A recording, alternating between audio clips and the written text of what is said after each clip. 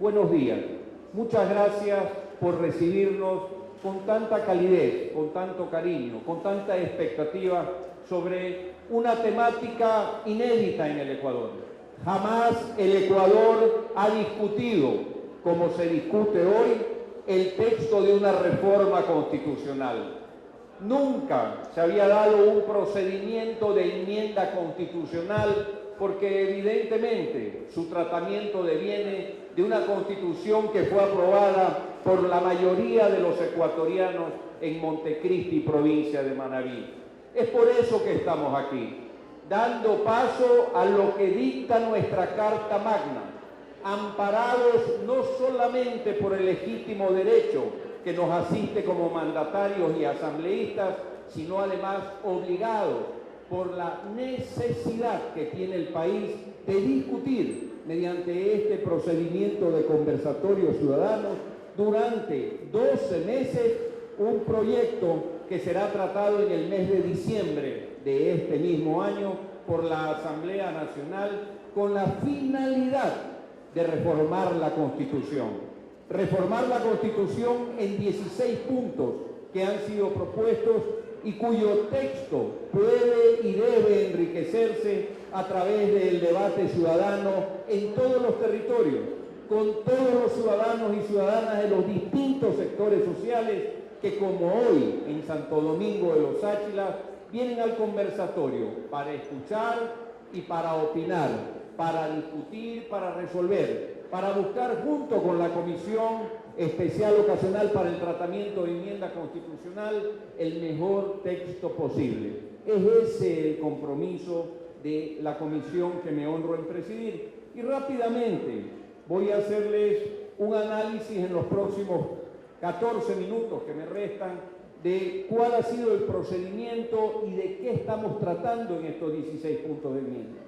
La reforma constitucional se puede dar por consulta popular, por asamblea constituyente o por enmienda constitucional. ¿Quién decide cuál es el mecanismo? De acuerdo a lo que las preguntas o reformas que se propongan establezcan, la Corte Constitucional ve si puede ser el camino de la enmienda o el camino de la consulta. En el caso del movimiento Alianza País, presentamos 16 temas para ser tratados a través de enmienda constitucional. Y la Corte Constitucional conoció 17 temas. De los 17, uno de esos temas señaló que no podía ser tratado a través de la vía de la enmienda, sino de la reforma de la Constitución a través de una constituyente. ¿Cuándo no se puede tratar a través de la vía de la enmienda?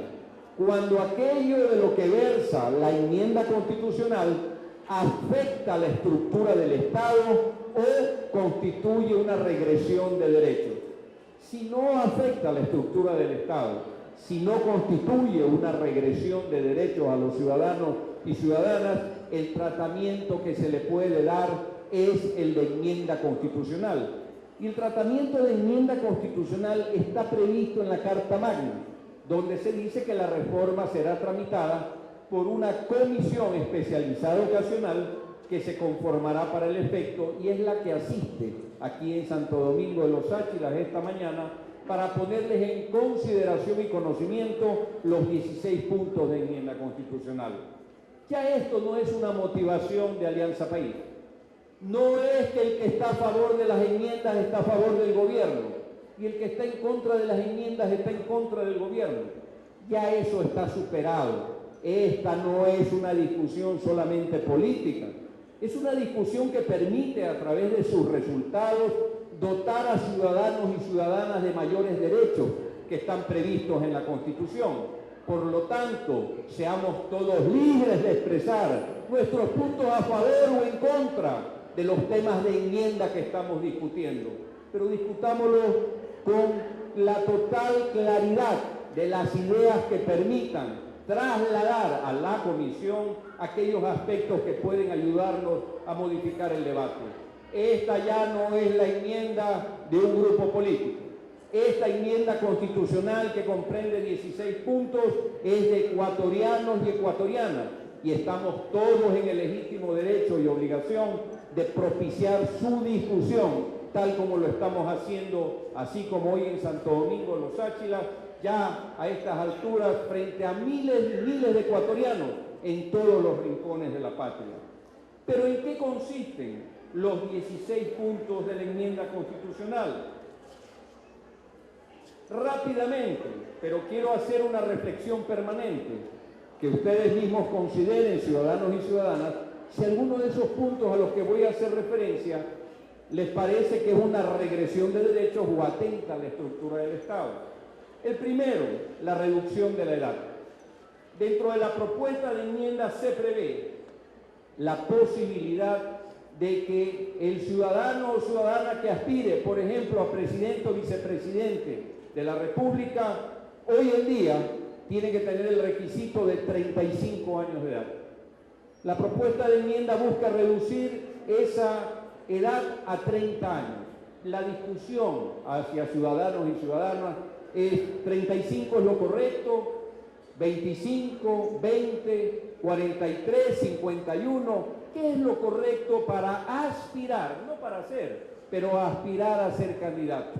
¿Y cuáles son los elementos que tienen que estar en discusión para saber si realmente 30 años es una edad oportuna o 50 años ya es una edad muy madura?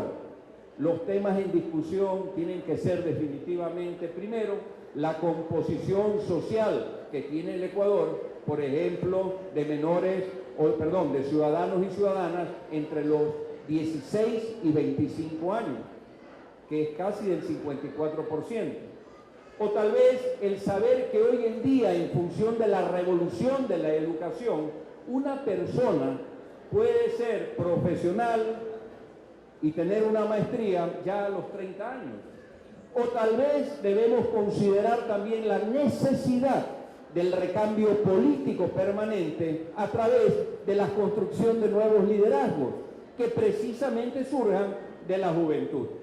En función de eso se abre esta discusión que finalmente la resolverá la ciudadanía a través de sus criterios, y en la Asamblea Nacional recogeremos también esos mismos argumentos en el momento del debate.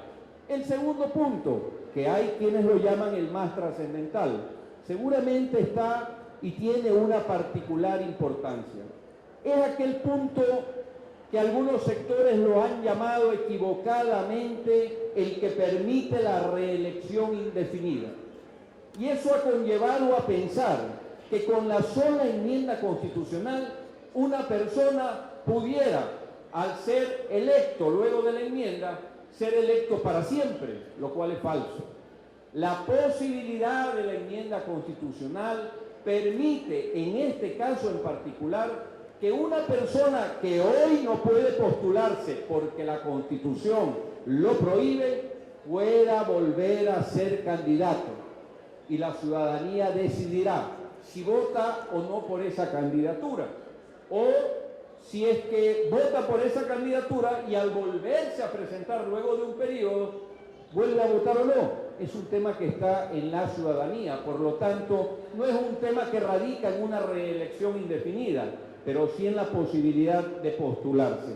¿Y por qué decimos que hoy es una persona, por ejemplo, que no tiene derecho? Porque resulta que todos los ecuatorianos y ecuatorianas, de acuerdo a la Constitución, tenemos derecho a elegir y a ser elegidos. Sin embargo, tenemos un candado constitucional que no permite, por ejemplo, que el actual presidente de la República vuelva a ser candidato a la presidencia de la República. Sí se permite que aquellos que han sido candidatos varias veces y que jamás han tenido el voto del pueblo puedan volver a ser candidatos. Sí se permite que aquellos que el pueblo ecuatoriano sacó del Palacio de Gobierno por manejar irresponsablemente los destinos del país puedan volver a ser candidatos. Pero no se permite que aquel que lideró un proceso de transformación política en este país, llamado Revolución Ciudadana, por ejemplo, pueda volver a optar por poner en consideración su nombre a la ciudadanía para que sea la ciudadanía la que le diga a través del voto popular si es legítima o no su aspiración de reelección, o lo castigue en las urnas, porque ese es el ejercicio pleno de la democracia. Esa posibilidad de la que estamos hablando hoy no existe. Por lo tanto, el planteamiento de la enmienda constitucional busca precisamente eso, darle a ciudadanos y ciudadanas una opción adicional para que puedan elegir en cuanto a una postulación que se presente. La consulta popular en los gobiernos descentralizados. Hoy en día los gobiernos descentralizados pueden preguntar en consulta sobre cualquier cosa a nivel nacional.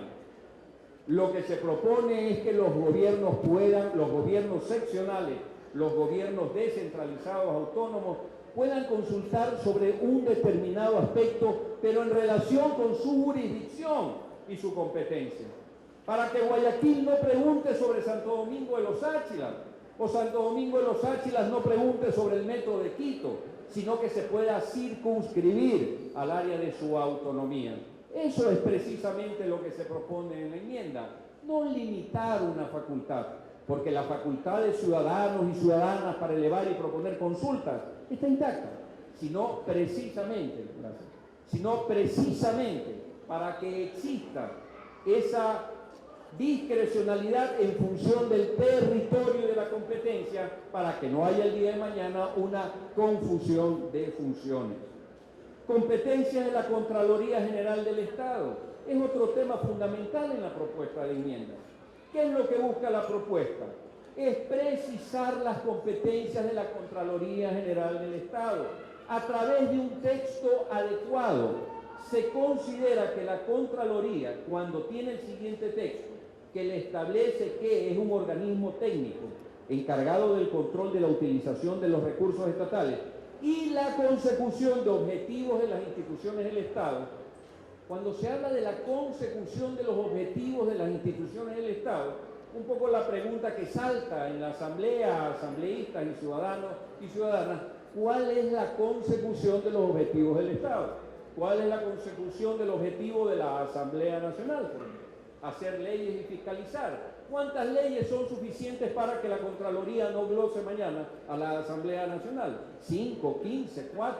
Es decir, esta facultad de la Contraloría nos luce, y así lo estamos discutiendo a través de la enmienda, demasiado imprecisa. Y lo que se busca no es quitarle funciones a la Contraloría, todo lo contrario, es precisarla para que de un texto adecuado se entienda exactamente el alcance de su responsabilidad.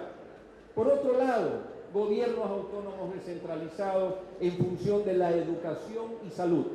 Hoy en día la Constitución prevé que la construcción de infraestructura en educación y salud, llámese hospitales, escuelas, colegios, centros, subcentros, etcétera, es potestad de los gobiernos autónomos descentralizados en la medida en que van adquiriendo esas competencias.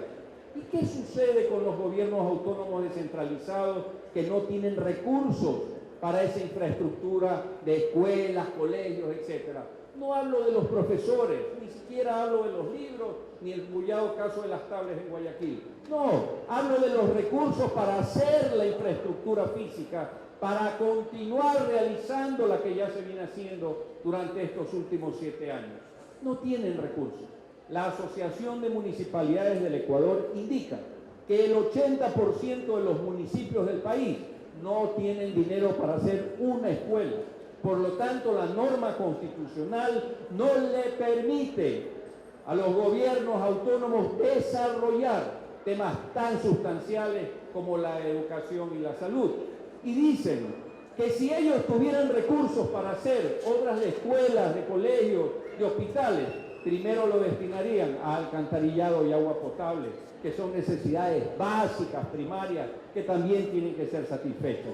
La enmienda constitucional entonces lo que busca es que el gobierno central pueda seguir conjuntamente con los gobiernos autónomos trabajando en lo que tiene que ver con la infraestructura y construcción de locales, de educación, de salud en todos los cantones, en todas las provincias. Siguiente punto, constitución de regímenes autónomos. La Constitución prevé que en los primeros 8 años se tienen que conformar los gobiernos que se llaman regiones autónomas, un concepto moderno de distribución territorial para optimizar de una manera adecuada recursos humanos, físicos, bondades, ríos, etcétera, que tienen nuestras distintas provincias. Sin embargo, han pasado ya los 8 años y no se va a poder hacer en el plazo que está previsto en la Constitución. Para precautelar precisamente esto, es que se prevé que se haga una enmienda constitucional y tal como está hoy considerada, dejar abierto el tema del plazo, de tal forma que cuando las condiciones sean las adecuadas puedan constituirse los gobiernos autónomos en regiones autónomas tal como lo prevé la Constitución. ¿Por qué no se ha hecho hasta ahora? Por ejemplo, por los problemas de límites que todavía subsisten en muchos cantones, parroquias y provincias de nuestro país. Y la misión de las Fuerzas Armadas. Este es un tema que tiene distintos matices según el lugar donde vamos. Estábamos hace unos días en Santa Elena, en el auditorio de los amantes de Zumpa, y ellos consideran que el rol de las Fuerzas Armadas es fundamental y que hace rato la seguridad integral es un tema que se maneja a nivel de la labor subsidiaria, secundaria de las Fuerzas Armadas. No se trata, ciudadanos y ciudadanas, como algunos sectores pretenden confundir, de que lo que se quiere es que la Policía Nacional sea suplantada por las Fuerzas Armadas, que los hospitales tengan militares dando servicios médicos. No, lo que se busca es regularizar a través de norma constitucional algo que ya es normal en el Ecuador. ¿O acaso no ha observado la ciudadanía hace unos días cuando el presidente de la República visitó el Hospital Teodoro Maldonado del Instituto Ecuatoriano de Seguridad Social en Guayaquil? ¿Qué es lo que encontró el presidente en los exteriores? Carpas, ambulancias, quirófanos móviles, portátiles, médicos, personal del ejército ecuatoriano, dando esa seguridad integral, subsidiando la deficiencia en salud, no de un ministerio, sino del Instituto Ecuatoriano de Seguridad Social. O cuando se da una alerta de tsunami, ¿quién es el primero en dar una alerta de tsunami en el Ecuador? Es el submarino Shiri 1, que tiene el sistema avanzado más implementado para alertas de tsunami y se comunica con el ECU 911 y el ECU 911 con la Secretaría de Riesgos. Eso se llama seguridad integral. Misión de las Fuerzas Armadas: dar subsidiariamente, complementariamente los servicios que se requieren para poder darle también a los ecuatorianos y ecuatorianas el concepto moderno de seguridad integral. El pago de las pensiones jubilares. Las Fuerzas Armadas y la Policía Nacional, a través de esta norma constitucional, dejan asegurado, tal como hoy en día están asegurados los afiliados al Seguro Social ecuatoriano, por las recientes reformas que acabamos de aprobar, el pago de sus pensiones jubilares en el 100%, no en porcentajes diminutos o antojadizos, sino en el 100%, tal como lo prevé la propia Constitución. La comunicación como un servicio público. Por supuesto, ciudadanos, ciudadanas, no, ya basta de que la comunicación se la prevea únicamente como algo que lo manejan determinados sectores. La ley de comunicación establece que el 33% de las frecuencias deben ser privadas, el 33% públicas y el 34% comunitarias. Eso permite diversificar la fuente de la información, pero su contenido, su veracidad, su real traslado a ciudadanos y ciudadanas tiene que ser considerado como un verdadero servicio público de calidad, transparente y eficaz. Eso se busca prever dentro de una norma constitucional adecuada. Los fondos previsionales, cambiar la palabra provisional por previsional, porque provisional es lo que se provisiona, pero previsional es lo que se prevé hacia el futuro, un tema semántico pero fundamental. Obreras y obreros del sector público. Sepan ustedes que en el sector público, los servidores públicos estamos sometidos a 2 leyes. Si somos empleados, estamos sometidos a la ley orgánica del servicio público. Y si somos obreros del servicio público, estamos sometidos al Código del Trabajo. Por ahí hay algo que no suena lógico, a menos que las dos leyes sean exactamente iguales. Pudiera tratarse que la una, al no ser igual que la otra, otorgue o quite derechos a un sector. Se considera a través de las enmiendas que la Ley Orgánica de Servicio Público otorga muchos más derechos que el Código del Trabajo y que existe en el sector público un sector privilegiado, el de empleados, contra un sector menos favorecido, el de trabajadores. Por ejemplo, los empleados del sector público tenemos 30 días de vacaciones al año, los obreros tienen 15. Los empleados del sector público pudiéramos hoy estar en el primer día de clases de nuestros hijos, porque así lo prevé nuestra ley. Los obreros no. Esa discrepancia en leyes se busca solucionar a través de una enmienda que permita visibilizar la realidad de los obreros. Y finalmente, la última enmienda, sin hacer una reflexión de que les dejo en consideración si las anteriores enmiendas son una regresión de derechos o a la estructura del Estado, o es realmente un empoderamiento de la ciudadanía. La Defensoría del Pueblo. Hoy en día, la Defensoría del Pueblo se encuentra ubicada en las cabeceras provinciales. Lo que busca la norma es que la Defensoría del Pueblo esté en las cabeceras cantonales, en las parroquias, donde están los jueces, donde está la jurisdicción, donde está el Consejo de la Judicatura con su implementación. ¿Para qué? Para que los ciudadanos estén más cerca de las autoridades y las autoridades respondan de mejor manera hacia la ciudadanía. He hecho un recuento rápido, he querido ser preciso, dar algunos ejemplos sobre la importancia y trascendencia de estas 16 enmiendas. No tengan la menor duda, ciudadanos y ciudadanas, que hemos asumido, mis compañeros y yo, esta comisión, este reto, esta obligación y este compromiso con toda entereza y transparencia. No vamos a hacer de esto un espacio político, sino un espacio de discusión ciudadana, donde hombres y mujeres expresen su criterio libremente, con respeto a sus ciudadanos y ciudadanas que los acompañen, y tengan la absoluta convicción que esta Comisión Especial Ocasional de Enmiendas, que la Asamblea Nacional, de la cual somos sus mandatarios, va a cumplir la prerrogativa que le asigna, que es la de hacer una enmienda cada vez más cercana, una constitución cada vez más cercana para esos derechos y deberes y obligaciones de ciudadanos y ciudadanas. Muchas gracias.